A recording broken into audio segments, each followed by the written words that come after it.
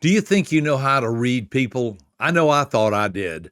I was working on my fifth college degree with a major in administration and a minor in psychology and counseling. And little did I know how little I really understood how to read people. Today, we're beginning a 5-part series, and I'm going to share with you something that I've been teaching and training all over the world for the last 30 years to help you learn how to read people better than you thought possible. Welcome to Becoming Wiser with Dr. Robert A. Rohm, author and world-renowned public speaker, as he shares stories involving his experiences and lessons learned in a good-spirited, positive, and fun way. Here's Dr. Robert A. Rohm. I'm going to teach this in a way that I believe will be very visual. That is, you'll be able to see it in your mind's eye. I believe in keeping things simple and clear. I have spent a lifetime trying to focus on helping people understand things that are usable, practical, duplicatable, transferable. And the only way to do that is really to have a good, clear picture in your mind, in the way you see things in the eye of your mind, so you can understand things better. I mean, let's all face it, understanding things that we can use and that are practical to us make things a whole lot better. When I go outside and I need to find my car, I want to know which one it is, what it looks like, where did I park it? And so the more you understand something and the better view you have of it, the more practical it becomes. And here's the key, the more you will use it. So let's get started. Jump on this. I think you're really going to love it. I know this is some of the most powerful information that I have ever learned in my life, and I believe it will be for you as well. Picture a circle, okay? Very simple start. Just picture a circle. Now draw a line across the middle of it horizontally. Horizontally, of course, is from left to right or right to left, and now you have the top half of the circle and the bottom half of the circle. Let's say the top half of the circle represents people who are more outgoing. They're a little more fast-paced. They're a little more optimistic, energetic, involved, positive, enthusiastic. You kind of get the picture. Then let's let the bottom half of the circle represent people who are a little more reserved. They're slower paced. They tend to be a little more cautious and more concerned about things, maybe a little more reluctant. Are you sure this is legal? Is this okay? They're better at critical thinking things through and being careful. They're better at discerning. Now, one's not right or wrong. One type's not good or bad. They're just different. Outgoing people tend to run, let's get going. Reserved types are slow down. Man, you're going to have a heart attack at the rate you're going. Again, this is sort of like your motor. It's the way you tend to do life. Now, listen carefully. Everyone has some of both of these types or both of these traits. But if you had to choose between those two, and you can change your mind later on, for our time right now, it may be 51% and 49%. That's okay. You got to have a starting point. See, that's what's key. You got to start somewhere. So would you lean or tend towards being more outgoing, or would you lean or tend towards being more reserved? Top half of the circle's outgoing, bottom half's reserved. Get that picture in your mind right now. I guess you can tell I'm a little more outgoing. That doesn't mean I'm better. That doesn't mean I'm right or wrong or good or bad. It's the way I'm wired. Everybody is wired to be a little more outgoing or a little more reserved. I also realize there are a lot of environmental issues, but I'm not talking about that. I'm talking about the way you feel in your heart of hearts, the real you. Ask yourself, do I think I'm more outgoing? Do I think I'm more reserved? I promise you, if you learn this, you'll be able to have a whole new view of yourself as well as how to connect with others. And that really is powerful and what life is all about. Let's go to our second image. Again, we're looking at that same circle, only this time we're going to divide it vertically from top to bottom or bottom to top. So you now have that line that separates the left side from the right side. Let's call the left side task or high tech. That's the side that likes form and function and to follow a program. I like a written program. I want to be part of the program. They like plans. Plan your work your plan. They like to be part of a project. They love a process, a chain of command. This is the way it works. Follow this and you will be successful. That's the left side. The right side is more people-oriented or high touch. They're into relationships, caring and sharing. a little more emotional about things in life. They are at a movie, or they maybe cry at the grand opening of a Walmart. Just a little something that's touches their heart. They're more into feelings. You don't want to hurt their feelings, and they're real big into friendships. That's the right side. Remember, the left side's task, the right side's people. One's not right or wrong, one's not good or bad. But let me ask you a question. This is more of like your compass. A compass shows you or points you in the right direction, the direction in which you want to go. If you had to choose between those two, maybe it's 51% and 49%, you're not locked in for life. You can change your mind later on. But ask yourself, am I more interested in getting the job done? Am I more interested in getting things complete and finished? Is that what gives me real satisfaction in life, results, and making sure things are done right? Or are you more relational? Are you wanting to make sure, let's get along with each other? I don't want people to have their feelings hurt. I like recognition, and I like talking to other people and giving them recognition, and relationships are important. I mean, at the end of the day, even if you got all your work done, do you get along with people? Do you make sure that everybody feels cared about? So ask yourself, which way do I think I am? Again, this is your compass. And do you lean more to the left, more task, more thinking, or do you lean more to the right, more people, more feeling?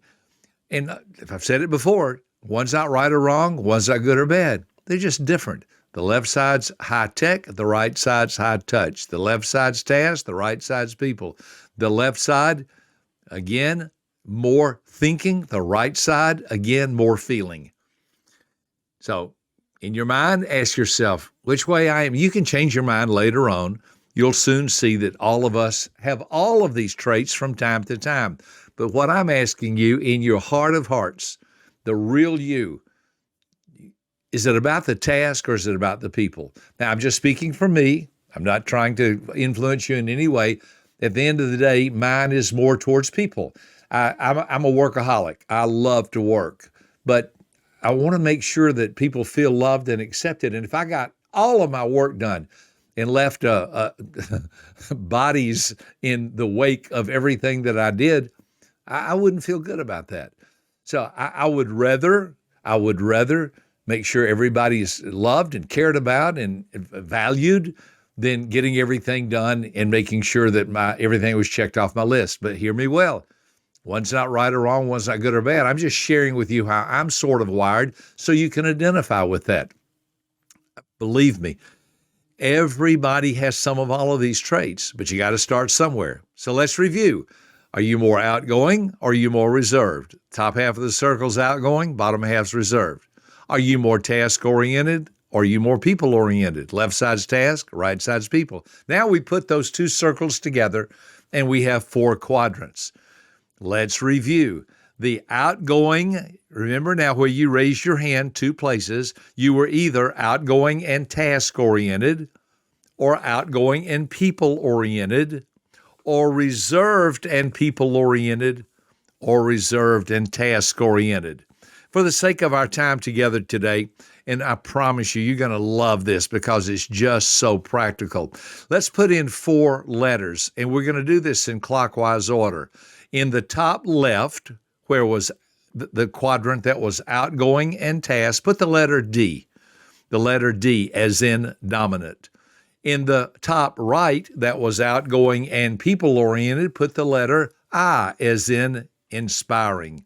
In the bottom right, again, clockwise order, in the bottom right, for those that were reserved and people-oriented, put the letter S as in supportive. And then the bottom left, you're going to put the letter C as in cautious. So you see the letters D-I-S-C in clockwise order. Again, the letter D stands for dominant, direct, demanding, decisive, determined, doer. Notice all those start with the letter D. You got it. Then in the upper right-hand corner, we said the words are inspiring, influencing, impressionable, interactive, impressive, interested in people. And all those begin, you got it, with the letter I. Clockwise order, bottom right, the letter S. We said supportive, stable, steady, sweet, status quo, and shy.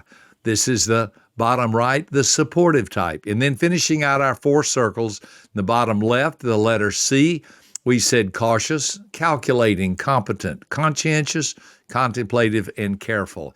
Now, all 4 of those represent what we call the DISC, D-I-S-C, model of human behavior. Let's have a quick review. Then we'll begin to wind up our first session. This is powerful, and it's something that you can easily see. And I'm hoping you can do it in your mind's eye, but if you have to write some of this down, please feel free to do so. Now remember, most people have predictable patterns of behavior or specific personality styles. There are 4 basic personality types, also known as temperaments. They, here's the key words, blend together. Remember, you're some of all of this. They blend together to determine your unique personality style. Now, to help you understand why you often feel, think, and act the way you do, remember the graphic of the 4 temperament model of human behavior. The 4 parts are like 4 quarters of a circle. Now, before we see the parts as they stand alone, let's review them individually. Let's take a look at the circle in 2 parts. These 2 types are different from each other. Think of it this way. Some people are more outgoing, others are more reserved. You remember that? Top part and the bottom part. Outgoing people are more decisive and interactive. Reserved types are more steady and careful. One type's not better than the other, and both types of behavior are important. Reserved types need to learn how to be more dominant and inspiring. Outgoing people need to learn how to be more supportive and cautious. Or saying another way, here's some good tips. If you're more outgoing and you live in the top half of the circle, it won't hurt you to learn to be more supportive and cautious. And if you live in the bottom half of the circle, it won't hurt you to visit the top half and be more dominant and inspiring at times. Remember, there's also another way to divide the circle, 2 other types of personalities. These are also different from each other. You may recognize the left side's more task, the right side's more people. Task-oriented people enjoy doing things like directing and correcting, while people-oriented individuals like to relate with others, interacting and sharing. Remember, it's okay to visit the other side. If you're left-sided and very task-oriented, it's great to learn how to interact and share. If you're more right-sided and people-oriented, it is powerful to learn how to be very direct and correct in the things that you do.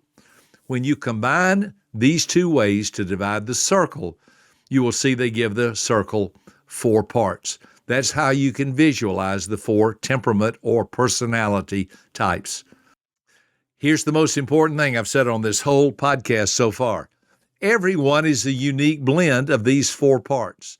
All of you listening to me today have some of all 4 of these traits to a greater or lesser degree. Now, we're going to wind up with a quick review, and then I'll tell you what we're going to be doing in our next 4 sessions. Here's our quick review. Remember, the D's or the dominant type, they're outgoing and task-oriented. Think of the exclamation point. That's their symbol. They're dominant, direct, demanding, decisive, determined doers. Those are our words again. They are strong, they're powerful, and they get the job done. Remember the upper right-hand quadrant. That was our inspiring type. Their symbol is the star. There's no business like show business. They want to make sure everybody's having a great time and having a wonderful life. Inspiring, influencing, impressionable, interactive, impressive, and interested in people. We repeat these so you can jot them down if you would like to, and you can get these words and even draw this picture. I have drawn this picture hundreds of times, and whenever I draw it, someone always says the same thing. Would it be possible for me to keep a copy of that? It's just so usable. The bottom right, remember bottom right, clockwise order, the supportive type. We give them the plus and the minus sign, more or less, give or take, either way. They just want everybody to get along. They don't like conflict. They want and enjoy a peaceful environment. They're supportive, stable, steady. They're very sweet or kind. Their nature is one of just kindness. And they love the status quo. If it ain't broke, don't fix it. And they tend to be a little bit shy. And then finally, finishing out the quadrants, going again in clockwise order, in the bottom left is the C type, the cautious type. They're reserved and task-oriented. They get the question mark because they're listening right now thinking, I'm not sure which one I am. I want to make sure I get this exactly right. We call them the cautious, calculating, competent, conscientious, contemplative, and careful type. Again, the group that proofreads Xerox copies. Now, here's the most beautiful thing about this. We're going to start by helping you understand where you begin. Some of these traits, and I've been doing this for over 30 years, usually, not all the time, but usually 2 of these traits you'll be pretty good at, and 2 of them you'll need to work on a little bit. Well, welcome to life. 2 of these you tend to do naturally, and 2 of them you may need to work on a little bit more. Now, that's not true 100%. We're not trying to put anybody in a box. We're not trying to label people, categorize people, pigeonhole people, or put people in the box. We're not trying to do any of those things. Here's what we're trying to do. We're trying to understand people. You know, if I told you I want to categorize you or analyze you or put you in a box or pigeonhole you, all that's so offensive. But if I said, I'd really like to understand you a little bit better, see how that moves in a whole different direction. We're going to teach you how to understand yourself, how to understand others, and become the person you were meant to be. Now, last thing, there are many, many models of human behavior out there. As I mentioned earlier, I've burned my brains up going to school. PhD stands for piled higher and deeper. But I learned by this model, it is so clear that you have a starting point.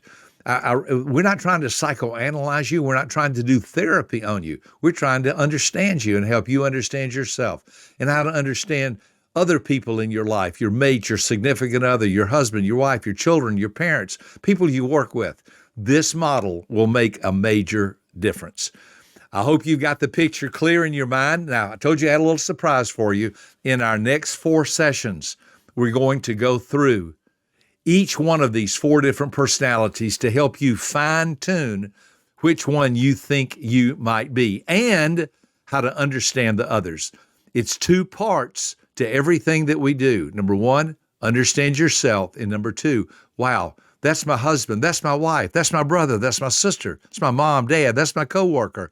Help you to understand them better so you can stop resisting them, thinking that there's something wrong with them, and start receiving them, realizing there's something right about them. This is powerful information, and I'm so glad I'm going to get to share it with you. I'm Dr. Robert Rohm, President of Personality Insights, headquartered here in Atlanta, Georgia, but doing business all over the world. Looking forward to training you in the DISC model of human behavior. I look forward to talking to you next time. Thank you so much. For more information about this podcast, please visit www.becomingwiserpodcast.com.